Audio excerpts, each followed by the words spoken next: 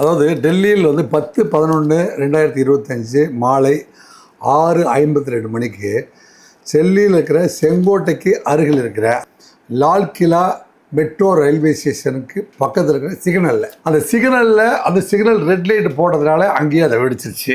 இந்த சிக்னலை தாண்டி அந்த வண்டி எங்கே போய் வெடிக்கணும்னு முயற்சி எடுத்துச்சு அப்படிங்கிறத பார்த்தோம்னா, அப்படியே லெஃப்டில் போய் லால் கிலா ரயில்வே ஸ்டேஷனில் சாயந்தரம் 6 to 7 அளவுக்கு அதிகமான கூட்டம் இருக்கும், அங்கே ஒரு பெரிய சேதத்தை உருவாக்க வேண்டும் அப்படின்னு பண்ணினாரா, இல்லை இந்த பக்கமாக போனோம்னா ஒரு ரெட் ஃபோர்ட்டில் நம்ம வருடம் குடியரசு தின விழாவில் பிரதமர்கள் கொடியேற்றி வெற்றி வாகை சூடும் வகையில் பேருரையாற்றுவார்களே, அந்த செங்கோட்டையினுடைய வாசலை தகர்த்து இந்தியாவுக்கு ஒரு பெரிய பேரதிர்ச்சியை கொடுக்க வேண்டும் அப்படிங்கிற நோக்கத்தில் இது எய்ம் பண்ணப்பட்டதா?